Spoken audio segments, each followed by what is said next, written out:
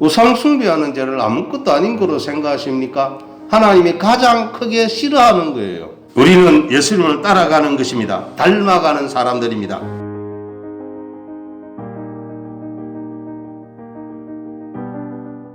할렐루야.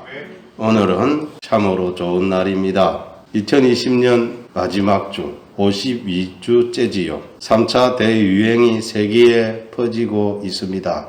엄청나게 많은 사람들이 죽고 있고 많이 병에 걸리고 있는 소식을 우리가 듣고 있습니다. 우리나라는 그래도 다른 나라에 비해서 최고로 잘하고 있다라고 할 수 있겠지요. 사람들이 거리두기 몇 단계 말을 해도 지쳐서 그런지 잘 안 들어요. 저는 늘 그러거든요. 앞에 쓴 사람들이 모범으로 마스크를 써야 된다라고 말입니다. 마스크 안 쓰고 있으면 뭐라고 생각할까요?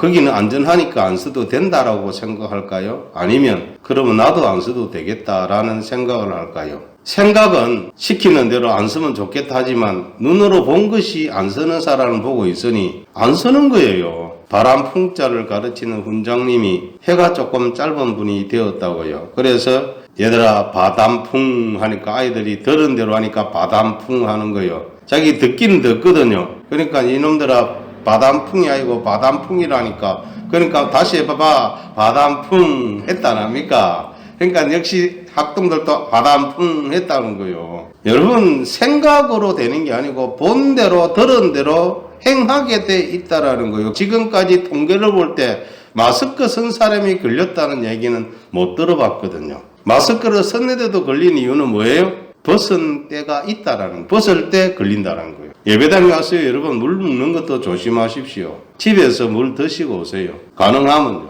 우리가 문을 좌우로 열고 다 하지만 몰라요. 그러니까 참 지금이요. 참 곤란한 시대를 우리가 살아가고 있어요. 이럴 때 뭐라고 어떻게 해야 돼요? 그냥 그대로 마스크 잘 쓰는 게 가장 큰 백신입니다. 백신이 얼마나 나와서 얼마나 많은 사람이 맞출 수 있을는지 모르지만 집단 면역이 챙기려면은 그거 쉬운 일 아니에요. 그거 쉬운 거 아니에요. 집단 면역이 되게 하는 것도 전능하신 하나님 손에 달린 거지 인간의 노력 가지고만 되는 거 아니에요.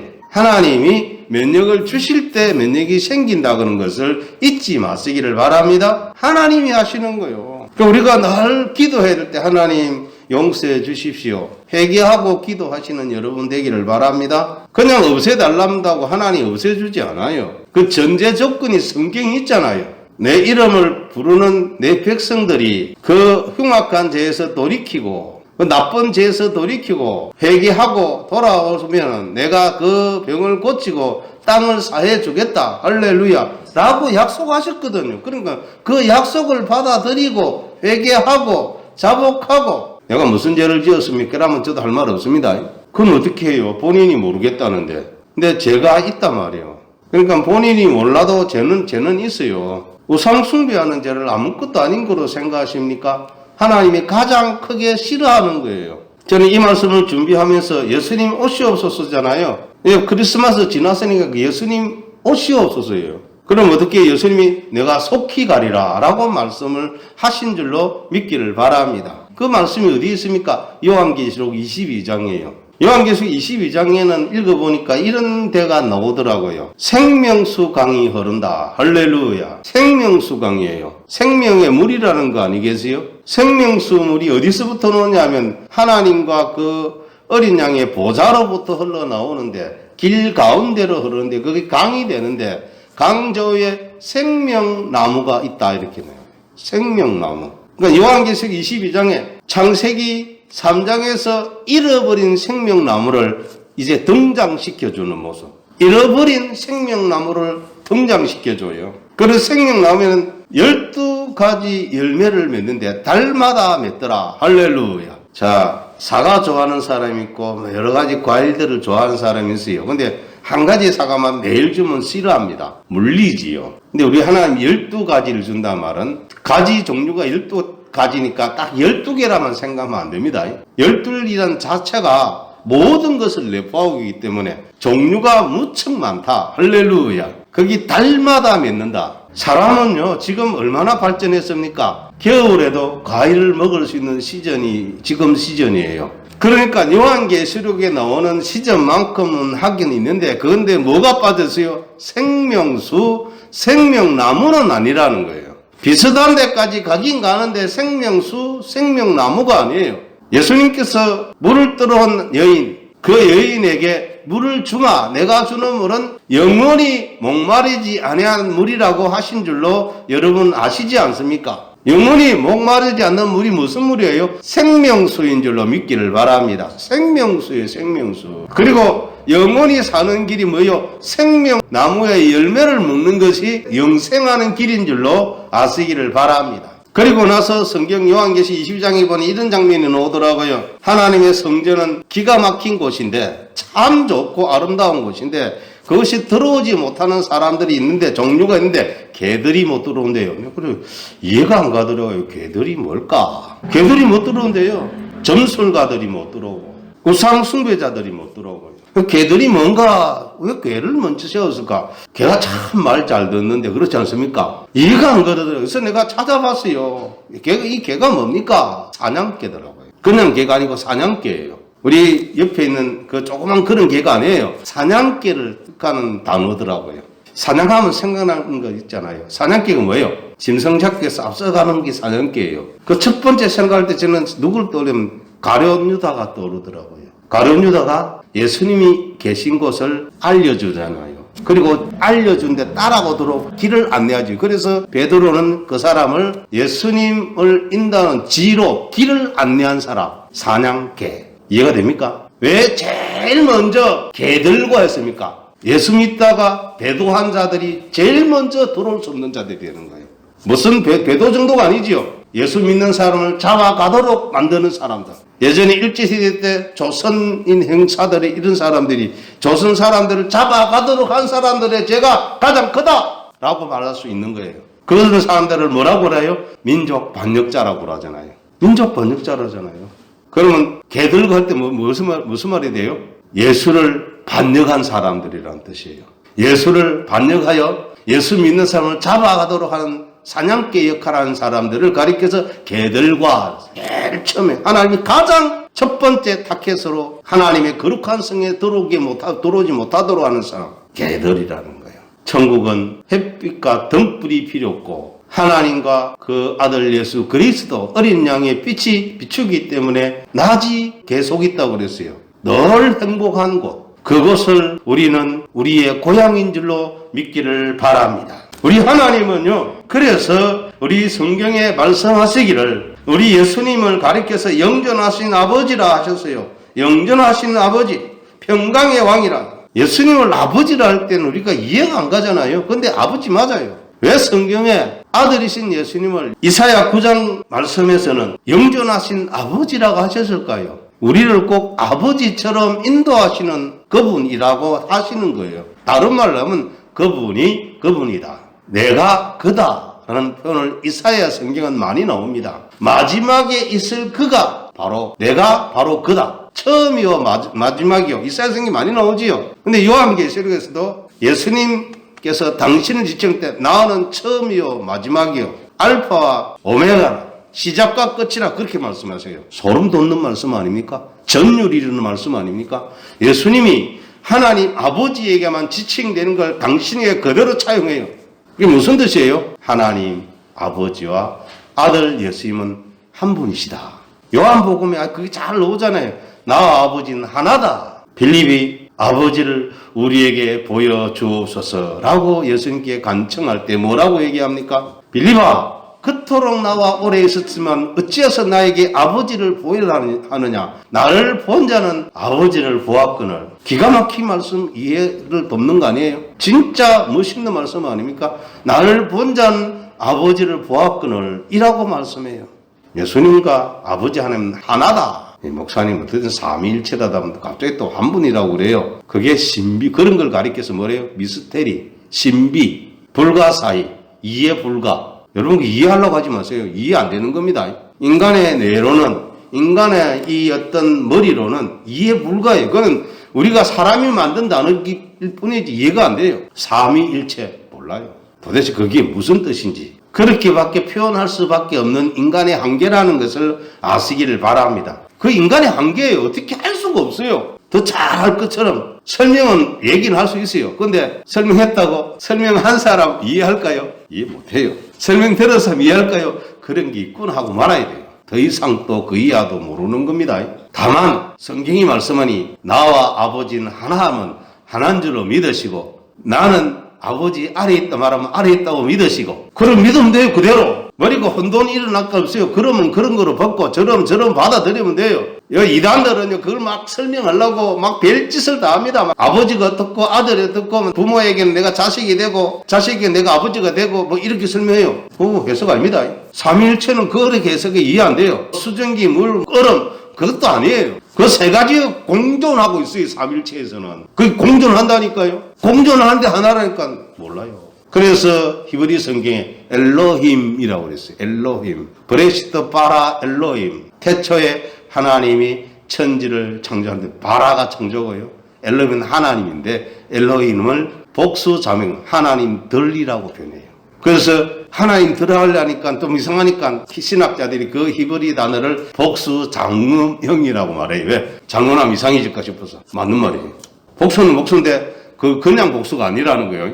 더 이상 해석을 못해요. 더 나아가면 뭐로 빠져요? 미궁에 빠져요. 우리는 성경이 말씀한 것까지만 여러분이 이해하고 거기까지만 믿고 멈추시기를 바랍니다. 신학은 하나님 논하는 거 아닙니다. 하나님 믿는 게 신학이에요. 할렐루야. 하나님 믿는 게 신학이지 하나님 논하는 거 아닙니다. 그래서 어떤 분이 그러죠. 신학은 학문이 아닙니다. 말도 안 되는 소리 같은데 또 말도 돼요.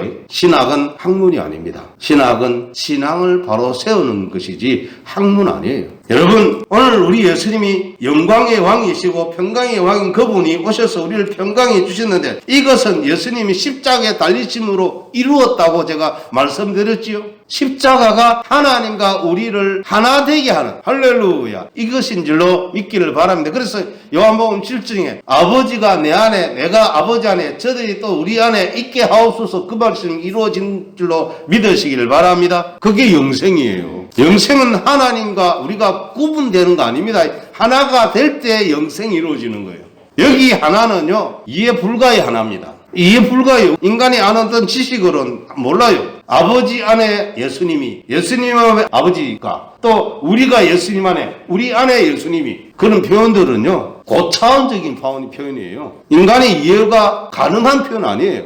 이 사람의 언어로는 방법이 없기 때문에 그렇게 표현했다 이렇게 받아들이면 가장 좋은 것인 줄로 믿기를 바랍니다. 그게요 천국에 본 사람들 여러분 성경에 몇 사람 나와요? 3사람 나옵니다. 더 있겠지만 제가 아는 건 3사람이 이사야가 천국을 보합니다. 물론 에스겔도 천국에 나옵니다. 일단 두고 이사야. 그 다음 누가 봐요? 사도 바울. 또 누가 봐요? 요한계시록 집필한 사도 요한. 세례 요한 말고 사도 요한이 보았어요. 뭐라고 얘기합니까? 사도 요한은 요한계시록을 1장 20장 굉장히 길고 기록했어요. 그래서 가장 많은 분량을 차지해요. 사도 바울은 조금 그가 14서신을 썼지만은 천국에 대한 이야기는 조금 요만큼 기퉁에 있을 정도예요. 그래서 더 이상 말이 없어요. 왜 그래요? 사도 바울조차 천국에 대한 이야기를 하나님이 허락해 주지 않았다 이 말이에요. 난 천국에 대한 누구에게만 주세요? 사도 요한에만 주었다. 그래서 저는 천국을 봤네, 지옥을 봤네 이런 사람 말은 그냥 간증거리 듣고 말지 거기에 크게 의미를 안 둡니다. 크게 의미 안 둬요.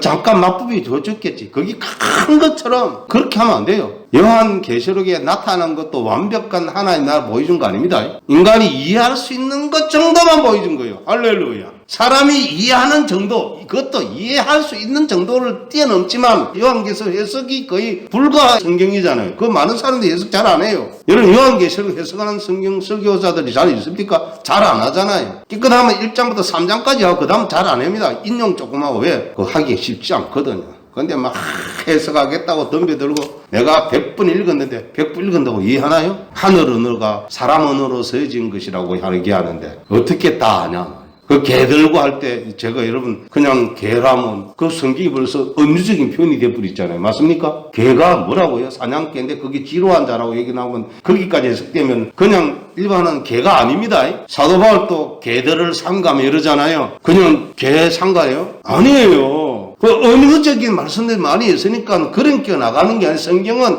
인간의 언어로만 이해하기에 너무나 고차원적인 말씀이니 성령이 조명해 주시는 대로 이해하고 믿어가는 여러분 되기를 바랍니다. 그래서 우리 예수님 오셔서 십자가에 달려있어서 하나님과 화목시켜주시고 하나님의 화목시켜준 이 사실에 대해서 그가 자기 영혼에 수고한 것을 보고 만족하게 여길 것이라. 나의 어려운 종이 자기 지식으로 많은 사람을 어렵게 하며 또 그들의 죄악을 친히 담당한다라고 하셨습니다. 예수님이 우리의 죄를 담당하는 거예요.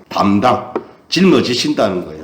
예수님께서는 자신이 하시는 일에 대해서 만족하게 여기신다고 말씀한다는 겁니다. 그리고 이 일을 위해 많은 지혜의 가르침을 베풀어 주셨습니다. 많이 가르치신 예수님이잖아요. 행하시며 가르치신 일이라고 사도행전을 시작할 때 말하잖아요. 행하시며 가르치신 일을 미루어 살핀 나도 글을 적어서 데오빌로 각하에게 보내기를 마땅한 줄 알고 이렇게 시작해요. 데오빌로 사람에게 개인적으로 보낸 편지가 누가복음이가 사도행전이에요. 한 사람에게 보낸 편지라고 할 수 있어요. 근데 그게 그냥 단순히 한 사람 보낸 편지가 아니고 신학계 해석을 헌정이라고 말해요. 헌정. 돈을 제공해서 기록할 수 있도록 해준 사람에게 고마워서 하는, 결국 그 사람이 먼저 본 거거든요. 복음서를 받은 사람들이 전체 대상이지만 헌정사로 볼 때 데오빌로라는 고위직 관료에게 보냈다 이 말이에요. 그가 믿었기 때문에 보내줬다. 할렐루야. 그래서 성경은 믿는 사람의 유익을 위해서 준 책이다 라는 사실을 믿기를 바랍니다. 믿는 사람이 유익을 위해서 준 거예요.